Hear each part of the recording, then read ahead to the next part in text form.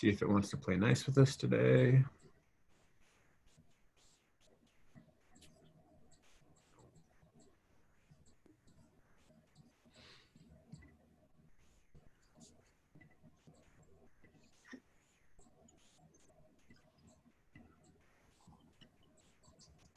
Yep, we are live. Well, good morning, everyone. We are super excited to have you on this morning.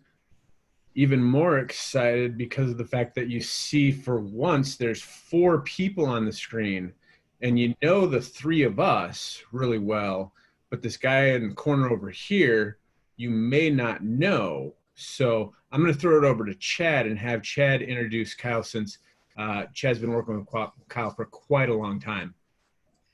Wow, I've been looking forward to this day for a long time. You know, I was just trying to.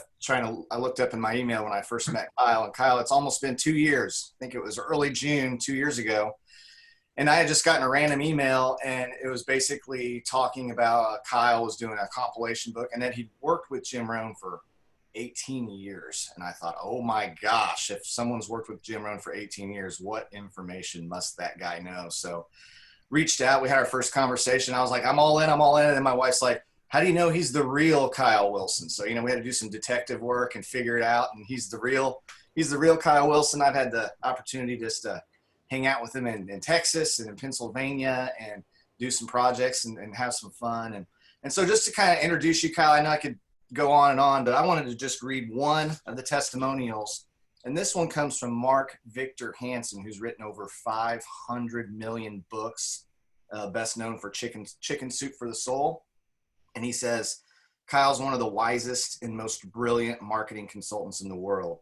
He's the man behind the great marketing of Jim Rohn International and so many other personal development legends. Not only someone I've enjoyed collaborating and working with for over 2 decades, but is also a close and valued friend. So this is who we have today. So I want to we've got a few questions to ask, and Kyle, just let you run with it. So my first question was, you know, what is the backstory of meeting Jim Rohn, and what are maybe 1 or 2 of your favorite stories with him that none of us have heard yet? Okay. Wow. Yeah. The backstory, you know, depends how far back you want to go, but I have to share, you know, I grew up in a small town. I never went to college. I was doing drugs. I'm not the typical guy that you would say was the founder of Jim Rohn International. But age 19, I had a significant emotional experience. I made some changes, started my first little business, a detail shop, turned into a service station. And at age 26, I said, listen, I got to move to the big city. I moved to Dallas. I was going to start another detail shop. And that's why I do believe in serendipity. I do believe in, you know, I have a podcast. Every single person I've interviewed, Darren Hardy, Brian Tracy, Mark Victor Hansen, every single person has a story of serendipitous things that happened. And sure enough, I go to a seminar and they're looking to hire people, and hire people back then in the seminar business meant you made 100 phone calls a day to try and book yourself to speak at 2 meetings. You guys have had people come in, and I would 100 calls a day, go speak for 2 meetings, give a great amount of value, but then sell tickets to a seminar. And I wasn't a speaker. I was nervous. It frightened me. This morning, Joel had his coffee cup about get outside your comfort zone, but I was desperate. And because I was so desperate, I had to do it. And Chad, you've never heard any of this, because this isn't my story I share with everyone. This is just coming out this morning with your question. But yeah, I went and did that, and I got really good. And little did I know that would lead to meeting Jim Rohn. And I started doing big, huge events all over the country, filling up huge rooms. And I would hire Jim Rohn, hire Brian Tracy, hire Og Mandino, and different speakers. And life was great. I was making money, traveling the country. It was before kids. And 1993, Jim said, hey, have you paid my partner for the last event? And I said, no. I said, yes. I mean, like 50,000. We sold massive amounts of product. And he said, well, little secret here, you know, we're not doing too well, and he owes me $500,000. And he said, so for the next event, just pay me directly and I'll take it off the tab. And that next event, they had already split up. And it's the second time Jim had a partnership that didn't work. He talks about back during the Tony Robbins days, Adventures in Achievement, they were filling up all these rooms. And after they'd lost 800,000, they shut it down. Well, same thing. They're doing all this business. It was a horrible business model. And so I said, listen, if you guys are definitely broken up, I would love the opportunity to have an exclusive right to run Jim Rohn International. And I knew Jim wasn't looking for partnerships, Chad. So I had to make him an offer he couldn't refuse. And I said, listen, it'll be my company. I'll own it and I'll pay for everything. You'll never be out another penny. You don't have to worry about losing money. And I'll just pay you off the top. And I just need an exclusive. And also, if I can start creating products, he only had a couple, you know, I'll pay you a royalty, but let me go create the products. That was 1993. That first year, I took him from 20 speaking dates to 110. I doubled his fee and I started creating products. One of them, when you met me, you realized, oh, that's yours. This was a God download. This moved 6 million copies. Went on to do one for Mark, Victor Hansen and Brian Tracy and Zig Ziglar and Dennis Waitley, and moved 8 million of those. But that kind of began this incredible business relationship. And that led to, once someone booked Jim Rohn and had him speak and bought all his products, you know, Jim wasn't, if you've heard him, he's a philosopher. He wasn't ambitious to create a lot of products. He turned down a huge book deal I got with Simon & Schuster, and that's a whole other story. He was very private. So I started another company the next year called Your Success Store. And that's when I started also booking Brian Tracy and Mark Victor Hansen and Les Brown, and created another 100 different products, created over 300 intellectual properties over, 20 years. But Brian Tracy Success Mastery Academy, multiple different products and joint ventures. And it was just a phenomenal ride. I got to be Jim's agent, and also Dennis Waitley and Chris Widener, who I met you through, Ron White, but also creating products and being able to take Jim's message to the world. And so it was a great marriage, because Jim, I thought, was the best speaker in the world, and I was a pretty good promoter. And it kind of goes back to this thing of, we learn by doing.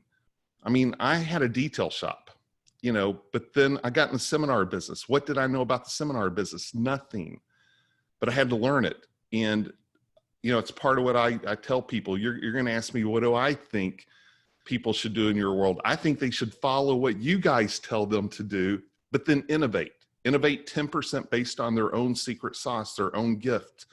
I'm a contrarian. So I did what everyone else was doing, but then I shifted. If I'd done what everyone had done before me with Jim Rohn, you wouldn't know who Jim Rohn is, because what they were doing didn't work. I had to innovate. And I created this thing called the wheel with spokes, and you get people on it and you take them around, and, there's all these different things about, your secret sauce and your avatar and being strategic. And one thing will knock down the next domino. And because of what one thing will knock down the next domino led me to saying, okay, how do I get Jim speaking 100 times a year? He's only speaking 20. And guess how big a list he gave me? 0. 1993. So Jim, who have you spoken for? I don't know. We don't have a list. I mean, nothing, right? Testimonials? No, they don't, so I had to start at 0. But the positive was, it forced me to go deep. Jim Rohn would quote the Bible and say, if you search, you will find, but rarely does a good idea interrupt you. So I had to go searching. And through that deep search, I came up with this idea that I remember sharing it with Brian Tracy on the phone. He's like, Kyle, yeah, won't ever work. But Chad, before I ever created this, I saw it. Jim's secret sauce was, he was this profound wordsmith, philosopher, and people loved him. And they wanted to share his message. So I had to empower my advocates to go share his message. I had to make it easy. When you saw building your network marketing business, this took me 4 years to create. Jim never even knew I was doing it because he would have vetoed it because of his relationship with Herbalife. But I couldn't, it took 4 years because there's one story every time I would get him to speak for network marketing, which he rarely did because he was doing this thing with Herbalife. He wouldn't tell the seed and the sower story. But once I had that, I had a 6-hour recording. I got down to 62 minutes, and it had to accomplish 2 things. It had to train your team. A leader would say, my team has to have this. But then you also had to validate the industry so people would use it to recruit. And until I had those 2 things, I wasn't going to release it. And it had to be 60 minutes. I couldn't get it less than 62. It was just too good, right? There's nothing left to take out. But to me, that's being strategic. It's finding that one thing that will knock down the dominoes. People, if you can get your advocates to go share with 100 people or 1,000 people, or I remember selling someone 100,000 of these. Eric Worre bought 100,000 of these from me. When you can do that, you create that one thing. Now you have an army of people out working for you. Who taught me that? No one. I had to go search.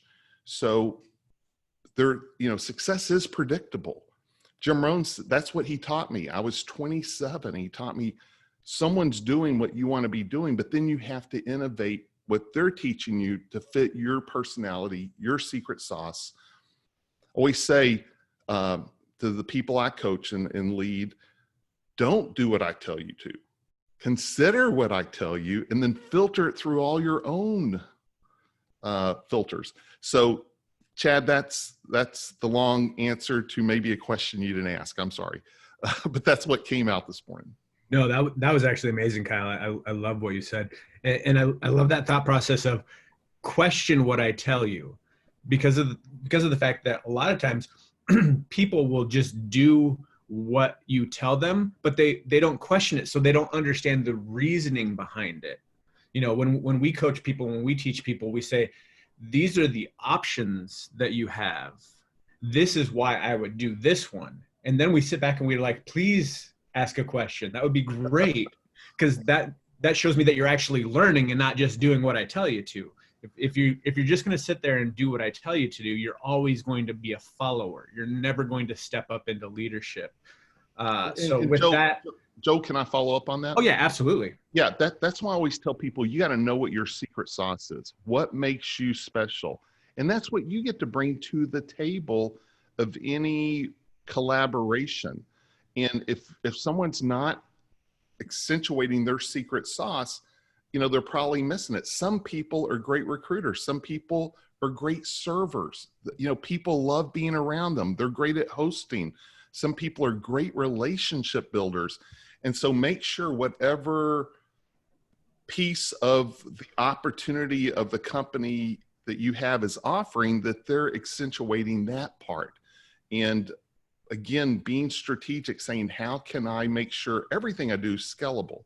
Like I would never do anything that's not scalable. Mm-hmm. And that's the beauty of network marketing, right? You get a customer every month, and then the potential of that customer referring other customers. That's where I'd want to live. I'd want to live on everything that's scalable. Stay away from anything that's a one-off. Who cares? You make one sale, could care less. I want to find the things that have the potential, like this quote book. And I don't own this company anymore. I sold all this in 2007, so I'm not trying to sell. You can't buy these from me. I don't get paid. So I'm just promoting the idea. If you can get one person, a believer that loves what you do, out sharing the message, that's where I'd put all my effort, because that's compounding, right? And you got to find what part of your skill set to accentuate to make that happen within a product line. So good. All right, Tae, I'm going to throw it down to you because I know you've got a solid question to ask. Mine's really sketchy, so I'll do mine after yours. Well, then I don't have to answer exactly the way you ask. I can just come up with my own answer. Just make something up. Yeah, totally. Yeah. So first off, thanks for being on this with us, Kyle. This is great to kind of see the insight and just the backstory, because I never knew that, and it kind of intrigued me. But I think what I love most about just hearing your story from when you decided that you was going to make that change, you said you was desperate.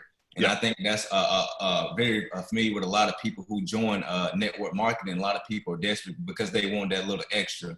They want to pay that extra bill. They want to do something extra. So for me, my question would be just thinking back to the beginning in those beginning stage when you say like Jim, he basically gave you nothing and you had to start from there. And for a lot of people, that's where we start, and we can kind of get deterred by some of the obstacles that we have to go through. So my question would be if you could give one piece of advice to young leaders from what you learned through that experience in that beginning stages, what would it be?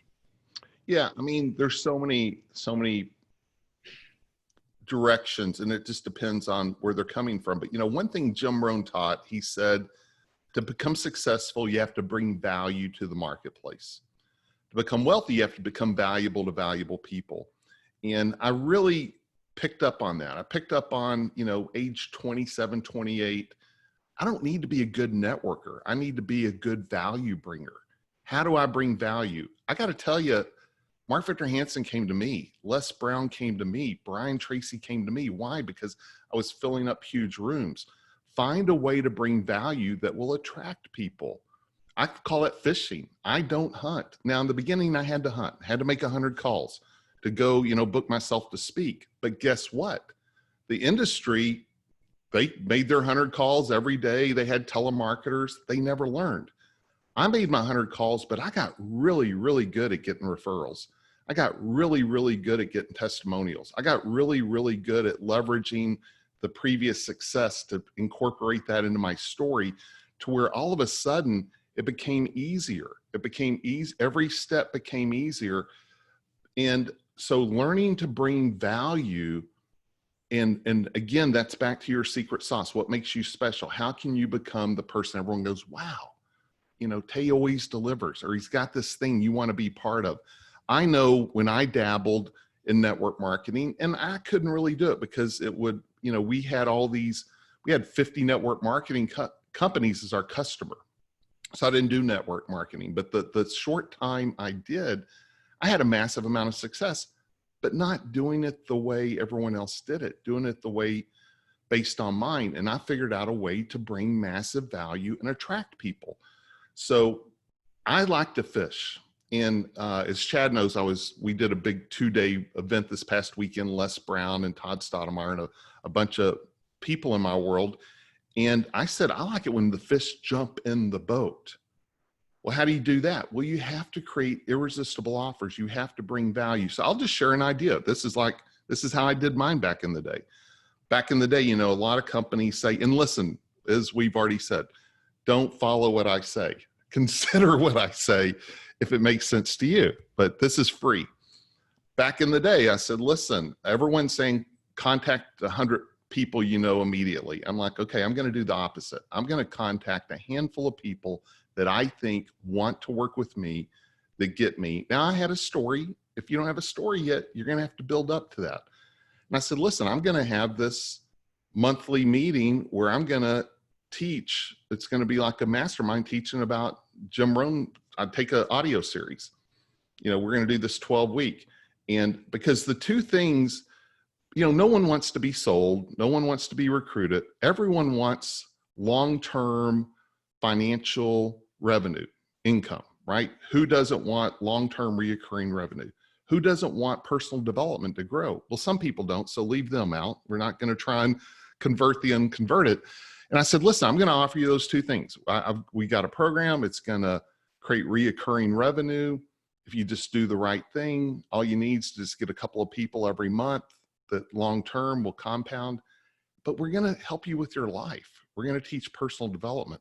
If I owned an insurance or a real estate company, that's what I do. I just train people to become better. And here's the cool thing. Some people won't ever become, they won't ever sell anything.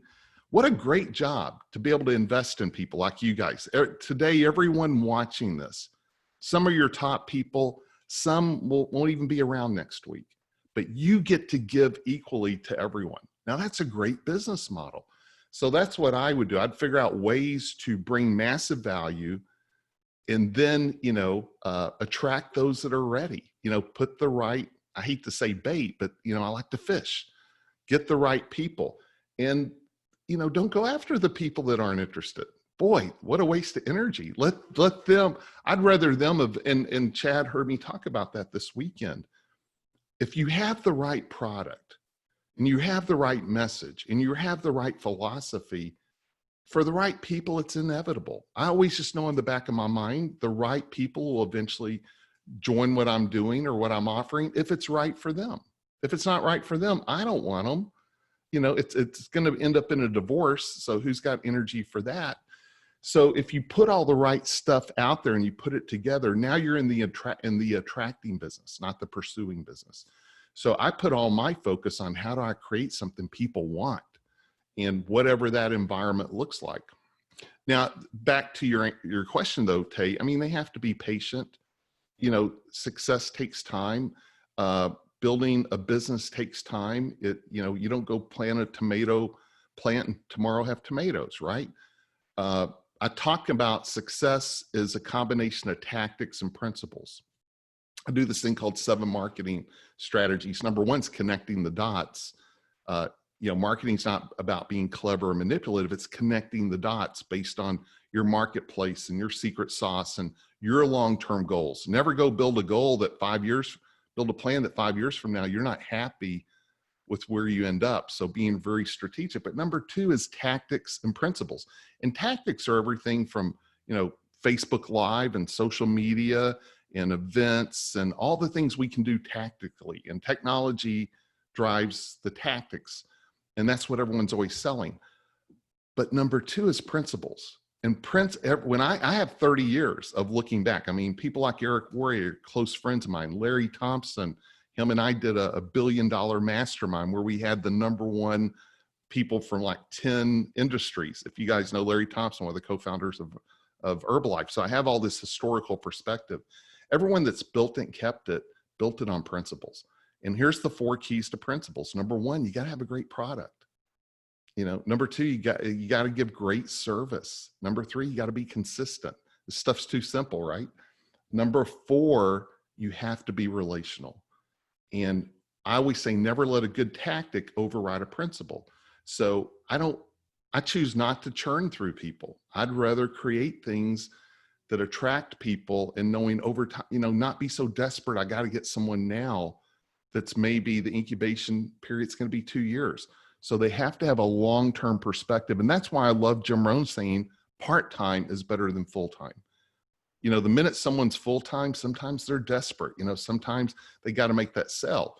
But if you can build your business part-time, that gives you the luxury to do it the right way, the principle-based way. And let me just speak a second about part-time. Dennis Waitley, a good friend of mine, was with him on the phone last night.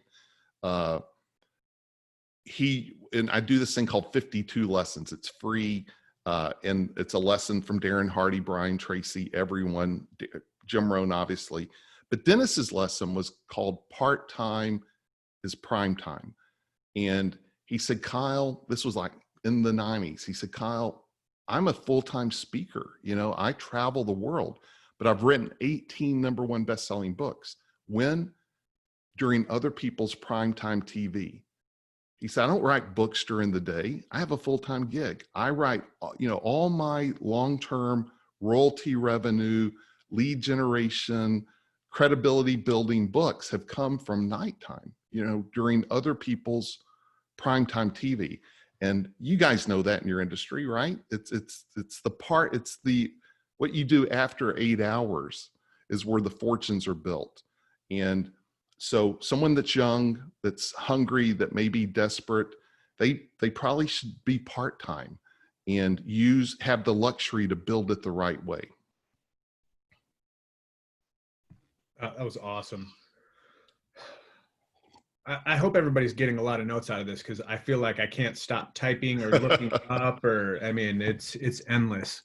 So I'm gonna go with one that's kind of off the wall because, you know, like Chad said, one of the things that everyone connects you to is Jim Rohn.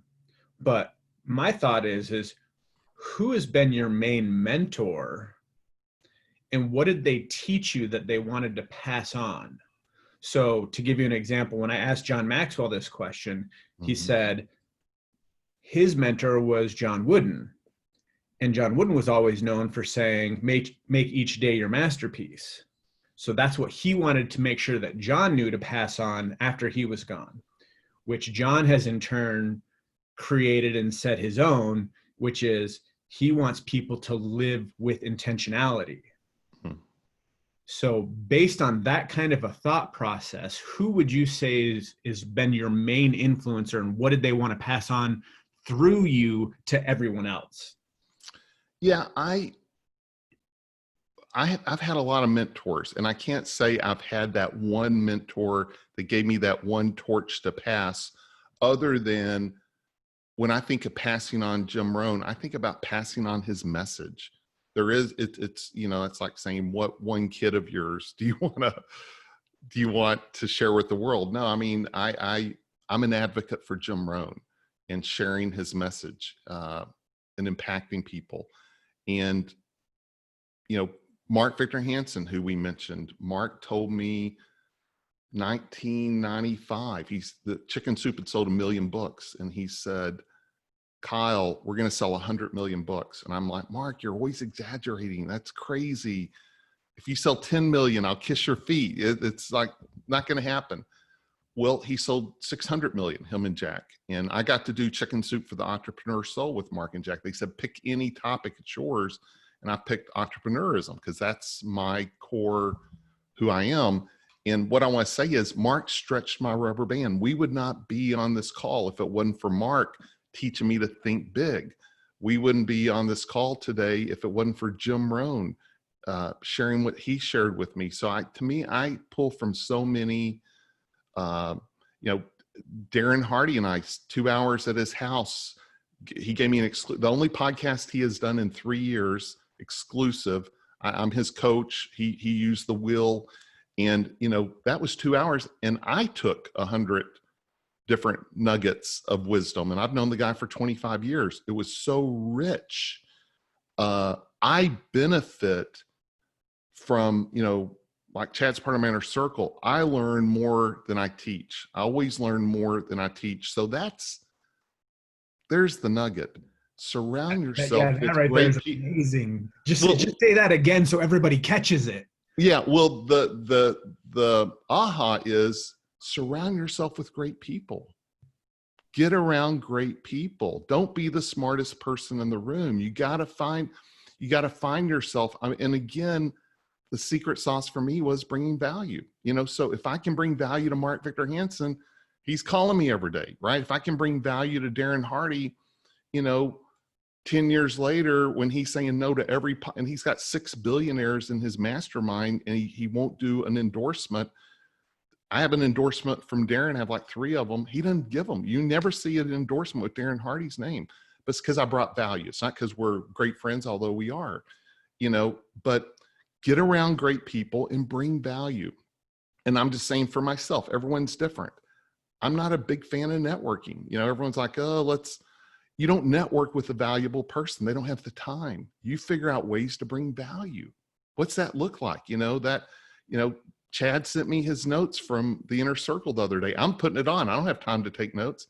That was valuable to me, right? Figure out, don't blow up someone's phone with a bunch of questions thinking networking will get you closer. It usually won't, but find what that thing is. You got to be a little creative. But I've never pursued those relationships. I've tried to create platforms that bring value. And that's what you guys are doing. You don't have to get up at 7:30 and do this, right? But you've created a platform to bring value. And that's part of the hidden sauce. But yeah, Joel, so much has been poured into my life.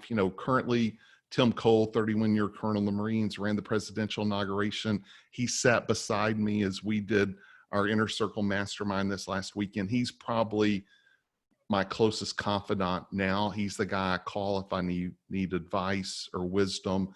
And here's the other cool thing: when you hang around really good people who have high integrity, they won't let you get away with your stuff, and they don't even have to say a word.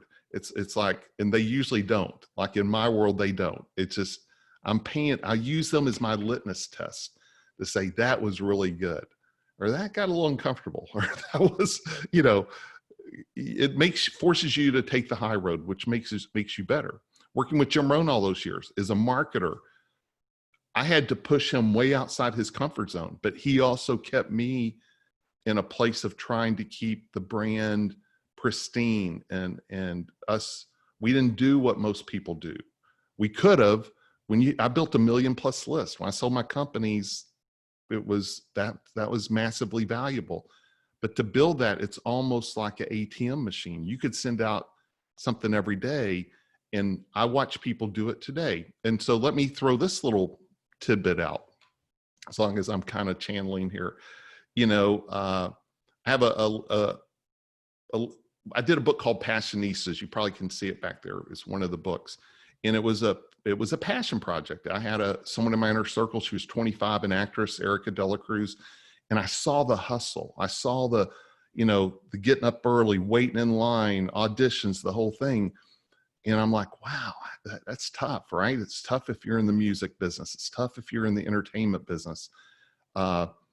And she wasn't making any money, but she was hustling. And she would talk about millennials understand social media. They understand that Instagram is your own billboard. It's your own advertising agency. You're getting to write your own book every day. You don't have to go through the old middleman. You don't need permission.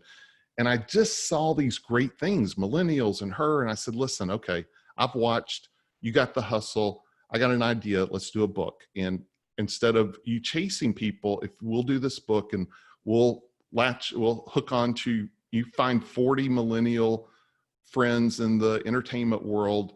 I'll teach them how to market. I'll teach them how to leverage a book. A book, that's all a book really is. It's a business card, and it's how you build a list, and it's social proof and celebrity authorities and all that. And I'll create it. I'll do it. Didn't make a penny on it. And I said, but if we do it, I promise you'll have 5 figures of sponsorships coming to you, right? They'll come find you. And that's what happened. And so about a year later, I used to do my masterminds at my house, and she came from LA to Dallas, and Chad knows we have these incredible people there, and we're sitting back there, and she said something. She had the insight. A 26-year-old had the insight I'd never heard anyone say. And she said, Kyle, you were at the top. You sold all your companies. You retired for 8 years. Now you're back, and you don't have anything. You don't have a list. You don't have intellectual property. You don't have you were number 1 on Google. Now you don't even have a presence. You literally have started over. And she said, now you're at the bottom, right? And she said, you're here with us millennials, and we're going to lock arms, and we're going to walk together to the top together. And what was so brilliant about that was the people on top, the majority of them are putting out crap because they have a list. So they're selling stuff they shouldn't be selling, and they're pushing the envelope, and it's so tempting. I've been there, right? You have an ATM machine just sitting there, and it's so hard not to kiss the devil and do all these affiliate deals and put yourself out there. And I'm ashamed by many of my friends that are doing it. I watch them. But you can't do that if you're brand new, right? You can't do that if you're a 25-year-old millennial. You have to have the real stuff. You got to do it the right way, the goods. And so back to take that full circle, Joel, is to say, when you're around great people, you have to put out the right stuff. You gotta stay in integrity. You got to be the real deal. You can't get away with the things that, that just because you can, they're going to call you on it. And then the beauty of that is you get to build something great. And that's what I do love about Darren Hardy and Robin Sharma, another guy I coach, is they built great stuff, right? They're not out doing affiliate deals left and right. The focus is greatness. So that's why principle-based marketing is great product, great service, being consistent, and relationships. And when you build something great, it will compound. And if you're in the beginning, you don't have a choice, right? You have to do it great or it's not going to work. You got to put out good stuff or it's not going to work. And that's what happens. Sometimes people say, well, I get these emails from whoever, right? Brian Tracy or Tony, right, here's what they're doing. Well, yeah, because they've already built it. Once you build it, you can do that. But in the beginning, you have to hustle and you have to do all the right stuff. And anyway, sorry for going off on that. I got a That was question. great. Good. So one thing I always remember, and this is kind of challenging for me to reconcile in my head. What we do, Kyle, is we kind of break personalities within our company down to 4 personalities. The red, the very direct person; the yellow, that wants to help and save the world; the blue, who's the partier; and the green, who's the analytical person. So Jim used to always say, you can help 1,000, but you can't carry 3 on your back, right? Great one. That's where the phrase came from. Get off my back. Somebody found someone trying to climb on their back. Love that. But so in this space, in the world of network marketing, we have all these people who come to the company and they have hope. They have hope, that a dream, and they have that little glimmer of belief. So how can you help? What are some ideas or philosophies you have on helping to water that belief and grow that belief? I think of the other day with Glenn, where he said, every great achiever started with elevated hopes, and then the elevated hopes turns into expectation. The expectation turns into inevitability. So here we are wanting to help 1,000, but you got to kind of understand when they're trying to climb on your back and they can't do that, but you still want to help them. So what are some thoughts on that? I think share authentic truth. You can't create cookie cutters. I mean, it's like we said earlier, and I love that Joel quickly said, yeah, there are cookie cutters, but people have to innovate and find what fits for them. So what I think kills hope is they betray themselves and they go do something that's not really resonating with them because they're buying the plan. So you have to create room to say, find what works for you. Now here's the buffet of things you can do, right? So here's the company's made it easy, right? Here's all the tools. Here's all the different things you can do, but find what works for you. We have 5 products. If one has changed your life, start telling that story. Find the product that resonates with you. Find the method that resonates for you. If you don't want to do Facebook every day, don't do it, right? And that's what I tell people, because my big thing is build an audience and talk to it. Well, some people say, how often do I have to talk to it? Well, how often are you currently talking to it? Not at all. Well, don't start talking to it every day. Try once a month, then go to twice a month, then go to once a week. So I think that's part of that hope, Chad, is telling truth, being authentic, and letting something connect with the person that they can believe in, and they know that they're not having to betray themselves. And that's a constant reminder. It's a constant reminder to say, find what part of this works for you and do that. And again, Jim said, as much as you can, do things by group. So creating those group opportunities for those that want to show up. And that can be infuriating, right? People beg for help, send you, blow up your phone and try and call you, but then they won't show up for the group meeting. And so that's where you have to create your boundaries. Darren Hardy said, 1 hard no solves 1,000 no's. So what are your hard no's? One of my hard no's, I don't do breakfast, lunch, or dinner with Facebook friends that aren't part of my world, right? Hey, I'm in town. You want to have lunch? No, you're not part of my inner circle. You're not part of, you're not someone that's already invested in what I do, right? And so you got to figure out that in your world. Who deserves your time? Who has created, group is for everyone, one-on-one or is for deserve. Who's deserved it? Who has shown that they and find those ways to create those special one-on-ones for the people that really get it without it being in a judgmental way, right? But that's kind of one of my thoughts.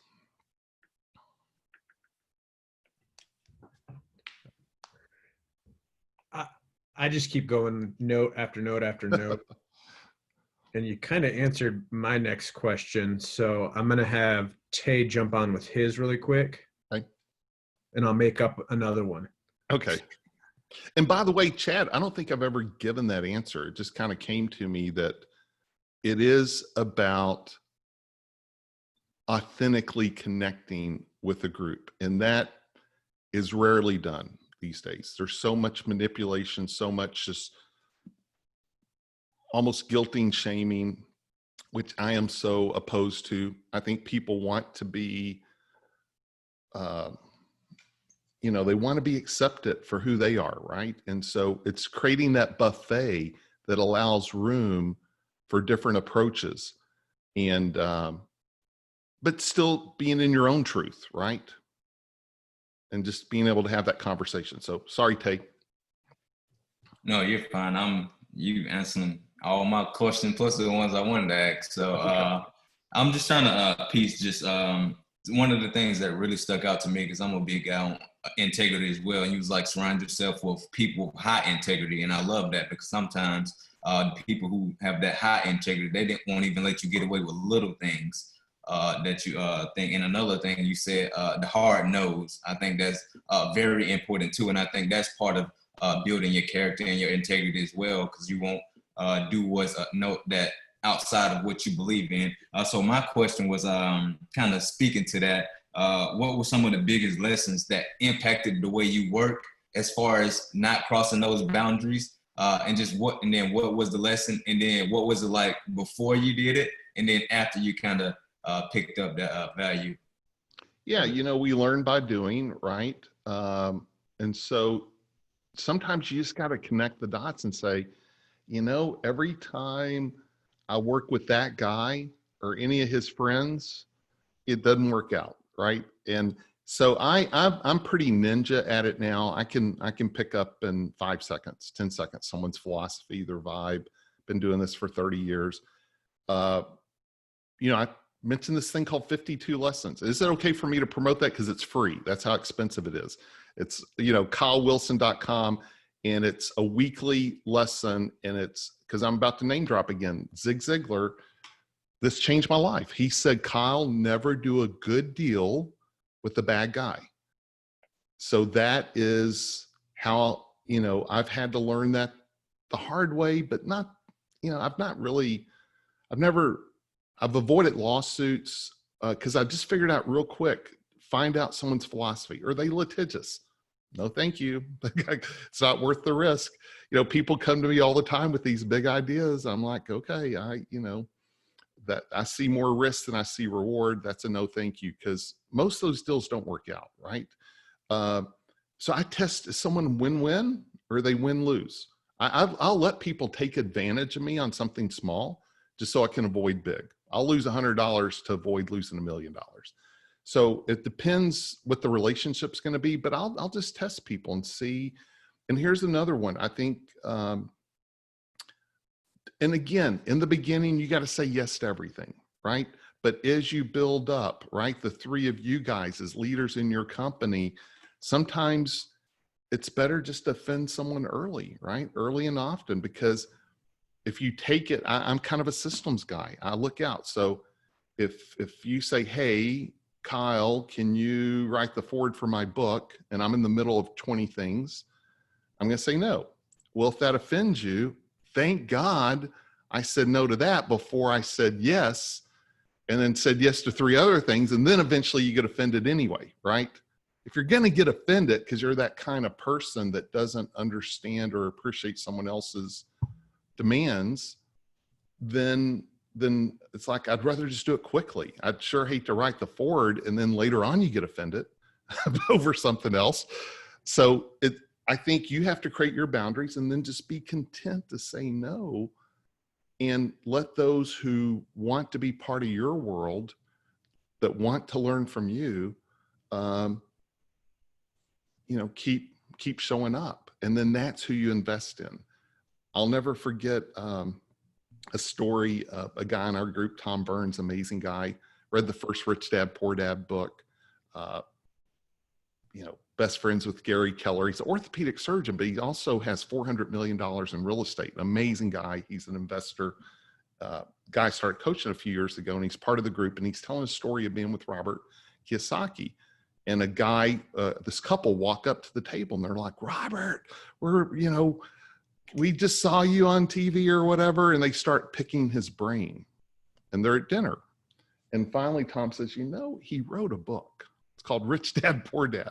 Why don't you go get that book? And I find myself doing that a lot. Someone I don't know on Instagram reaches out, hey, Kyle, what would you do? I'm like, have you got my 52 lessons? Go do that. Oh, okay, you're asking me a question. I've got that on. I got 100 blogs. Go read that blog. There's resources. Go do that first. Now, listen, some people will go do that, and then they'll come back later. Wow, that was amazing. And then I ask the next question. But some people will get offended and say, hey, F you. Well, I'll take that risk because I don't have time to invest in someone that's not willing just to go get a free download, right? Some people just want you to give it to them without them putting in some effort. And you got to just figure out what works for you and be willing to live with the consequences of those that would be offended by that. Because it's just too much of an energy pool to try and make everyone happy. Man, that is so good. I was going to say that right there was just like, that just saved like people millions of hours of time right there. Yeah. Oh, I don't have to give them the answers. I can guide them to the answer and say, go listen to this, watch this, read this, and then get back with me. I had a guy, and he's big in the network marketing industry, message me, Kyle, I want to get Darren Hardy on my podcast. I want Darren to come speak to my thousands of people. Well, Darren, it's a hard no. I already know that Darren ain't going to do it. I said, have you listened to the Darren Hardy podcast that I did? He goes, well, I'll do that tonight. I'm like, okay, you go listen. I didn't even tell him no. Darren said no. Because Darren on the podcast makes it clear. I don't do those, right? So I knew he hadn't even listened to it. And I have that happen all the time. People reach out, but they hadn't even gone to do the real deal. Now, the opposite is what a pleasure, right? When someone's listened to all your trainings, right? And then they show up with the question and they regurgitate, just like Chad was telling the Jim Rohn 1,000, you can help 1,000, but you can't carry 3 on your back. That's a pleasure. People will message me, Jim Rohn changed my life, and they start telling me the story. Okay, they got me, right? That's my soft spot.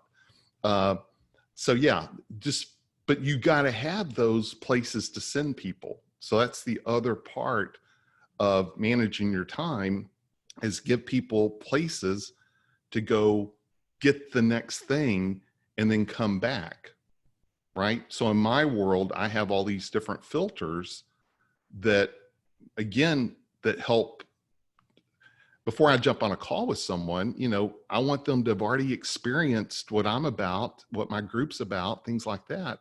So they're already coming educated. I always say cold traffic is hard. That's where all your refunds, problems come from. Warm and hot traffic's where you want to live. I want to live on referrals. I want to live with, people that have already tasted part of what I do. And so when I talk about the wheel, and it's something I came up with in 1993, it's about it's getting people onto your wheel, but then building a relationship with them. And then eventually at the right time, at the right moment, when you give them something to say yes to, they're ready. I do this thing with Ron White called Memory and Marketing. We only do one a year. It's unbelievable. It's about 1/10 of the price it should be. It's a few $100s, not a few thousand. Raving fans. And we just did one. And amazing guest. Well, when people say yes to that, I've had people worth 100 million. I've had people that are like one of the founders of Google. It's unbelievable who has shown up for those. But a lot of people that show up for that have never said yes to anything else I offer. So I create these little things just to maybe get someone to show up. Phil calling a Def Leppard at my house, that brought in people that never said yes to anything else. But I gave them a reason to say yes. And from that, new people became part of our world. So we did this thing, Memory and Marketing. People spent 2 days with me and Ron. It's over. If someone spends 2 days, like me spending 2 4-hour sessions just on marketing, after that, they want to be part of my world. So that's what another suggestion, it's part of the wheel, is find ways to get people to say yes that are unique and different. And you guys do that through meetings, but it could be, and I notice you do that, Chad, right? Y'all will have special home viewing parties and things like that. Find different ways. I call them hooks, right? Different ways, because different people are attracted to different things. But then if they can spend time with you and you deliver, then they want to be part of your world. It's those type of little connecting the dot things, right? So Kyle, I got to ask you, thanks again for being on here. This is so awesome. You know, I'd love to just have you on here like every week, but you know, maybe once a year at least, right? Okay. But so with all those years with Jim Rohn, 18 years with Jim Rohn, you know, what would you say is one of your all-time favorite memories with him, where you just think back and it just brings a lot of joy into your life because of whatever reason? Well, I have my all-time biggest lesson, and I'll have my all-time favorite memory. And I'll do the memory, and if you want me to do the lesson, I can. The memory is Jim thought he'd live to be 100, and he was super healthy. And about age 77, he just wasn't feeling right. And it was kind of happening. And then later on, he got diagnosed with,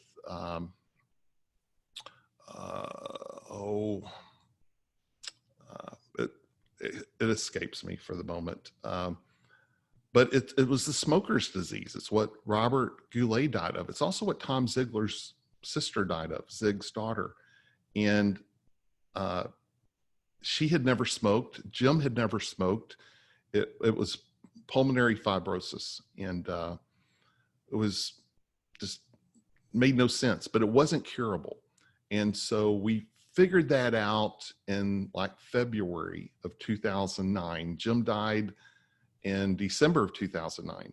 So I'd sold my companies in late 2007 and retired, but I had to stay on for a year. And the guys I sold them to had just bought Success Magazine, and it was in the best interest of everyone. They worked with 50 network marketing companies, Video Plus, and they were going to take Dennis and Chris and Ron. And you know, Jim didn't want me to really sell it, but he said, do whatever is best for you. And I just kind of needed to get off I'd been running like hundreds, if not thousands of 440s for a long time. And I had young teenage kids, and it's like, I was the agent for everyone. Like I was just carrying everyone's weight, and 20 employees. And it was a God thing. So I was selling, but I had to stay on. And so 2009, we said, let's do a tribute video that we can deliver to Jim before he dies. And so we had Zig and John Maxwell and Les and Brian and Mark Victor Hansen, and you know, that crew of 10 to 20 peers. But then also I went to his friends, and I went to people that he'd worked with, and his accountant, and there were about 50 people in all. And we interviewed them. And one in particular, William E. Bailey, Jim talks about Earl Schoaf, but William E. Bailey equally was a mentor. In fact, Les Brown, if you remember, Chad, kept quoting Bill Bailey on our thing, because Bill Bailey had a company called Best Line Products, and he was a mentor to Les at the same time that Bill was a mentor to Jim. But Bill was sick, and so I flew to Lexington, Kentucky, rented a car, drove to another hour and a half east to Bill's log cabin in Kentucky. We spent the day together, and I'd published Bill's books and promoted him, and we were great friends. But I had to get that interview. I couldn't deliver Jim Rohn a tribute video without Bill Bailey. And you know, this thing took months. It was a lot of work put into it, a lot of love. And a month before Jim died, I delivered it to him. He was in like nursing home's not the right word, but he was in this high care facility. And I live in Dallas. And so Jim's in LA. So I went to LA and we sat down and we watched it. And it was, you know, Larry Thompson and Zig Ziglar and Brian Tracy. And there were a couple of people, I'm not saying they were estranged, Jim and them were estranged, but there were just some things that maybe didn't go so well the last time they'd talked. And both those people broke down crying, talking about how much Jim had changed their life and how much they loved Jim, and on the video. And this was a really well put together thing too. So it's like a tribute of Jim talking, and then these testimonials and Jim talking, and to sit there and watch it with Jim and him look at me and go, wow, you know, like when a couple of these in particular, definitely the greatest day of my professional life, you know, with Jim Rohn. And the tribute, it's on my website, it's under blogs. It's it was a 2 hours of interviews on one side of the DVD, and then the other side was this 30 minutes.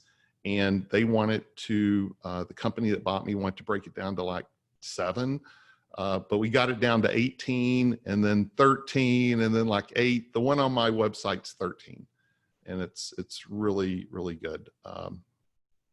But that's the best day I ever had with Jim Rohn, and the most special moment.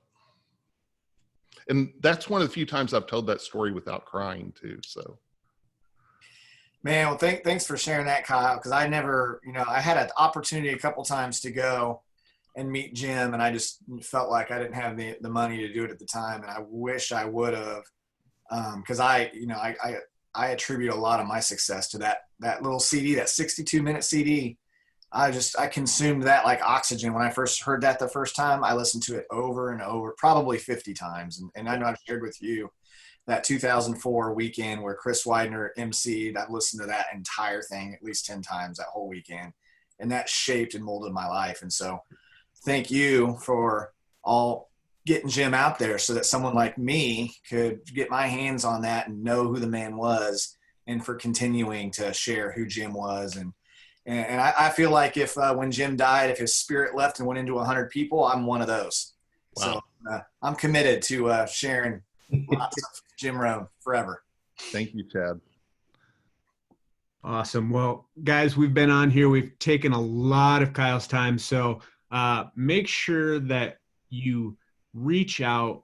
Thank Kyle for being on here with us. He's provided us with a ton of nuggets. I mean, guys, go back through, listen to this again. I'm going to have to go back through because I couldn't take notes fast enough.